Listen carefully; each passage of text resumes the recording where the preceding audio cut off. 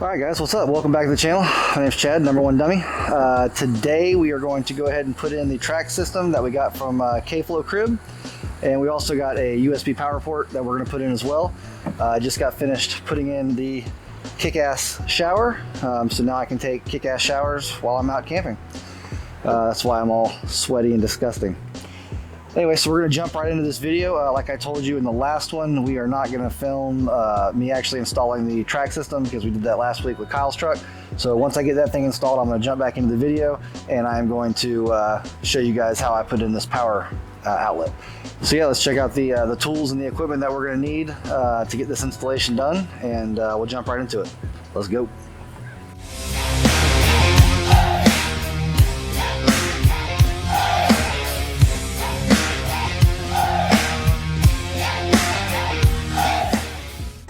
Alright, so here's what we got. We have the track mount. We have a couple of the ball mount arms. I've got a Ulanzi clog thing on there for the GoPro already, and that's going to be our power port with the cable that was supplied from the company that I bought it from on Amazon.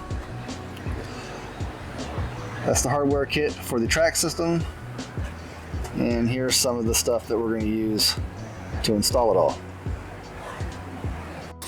Alright, so the first thing we are going to do is kind of just tape off where we are going to put the hole, because I don't want to be marking all over the dashboard. Not that it matters, because we're about to put a big ass hole in there, but you know. So here's the plug that we're going to use. It's going to sit right there somewhere. There is nothing up underneath it. There's a wire there, but that's okay. We can push that out of the way. So your vent goes down and then up. So there's actually a little cubby right here where that sits. So the way to do this is twist this ring off.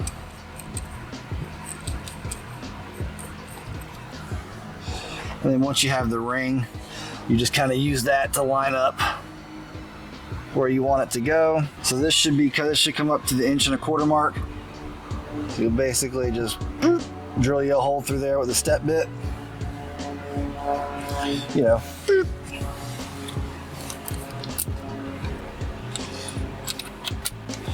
It's kind of scary, but once you've drilled holes into vehicles enough, it doesn't bother you anymore. I'm gonna try and line it up to where it's kind of even with the mount. You also kind of want to try and get it flat as you can. And that looks pretty good there. We'll hold that down. Draw a little circle there. Draw an X through the middle of the circle. And then hope for the best.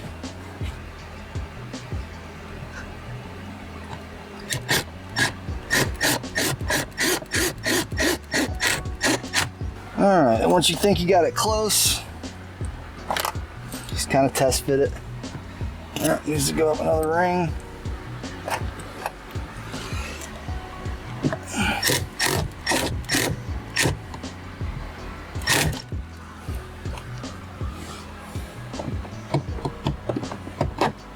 And there we go.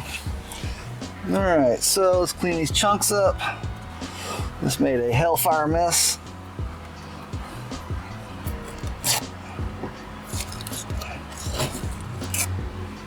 Cool, so holes drilled. Next part, we're going to run our cable. So we're going to run it through here, down here into the footwell, across the steering column, and then right into that fuse box. And hopefully we have enough cable, because that will suck if we don't. Make sure that you hook up the black to the negative and the red to the positive. Take the other end, run your ring through there, orient it how you want it. Sweet.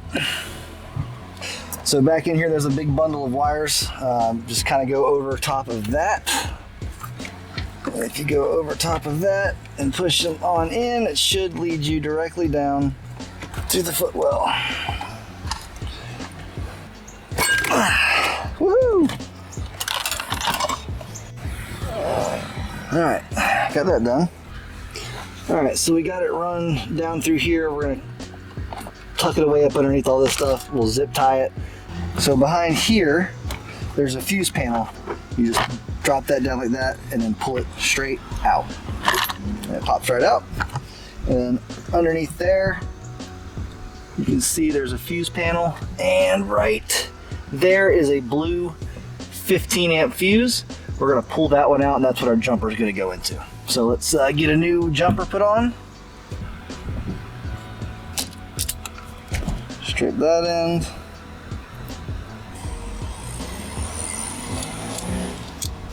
Strip that in. All right, so that's crimped. Hopefully that was somewhat in the camera. Take your heat shrink. Heat shrink goes over that. And then there's another video, as I've stated, I like to take mine and preset it inside my crimpers. Crimped. Heat shrink goes over that. I'm sure the fan will not allow us to heat shrink. Oh, look at that. The Heavenly Father has blessed us. Let that can cool down for a second. All right, so in there, you see that little bolt. So that's what our negative is going to get attached to, that little ring terminal.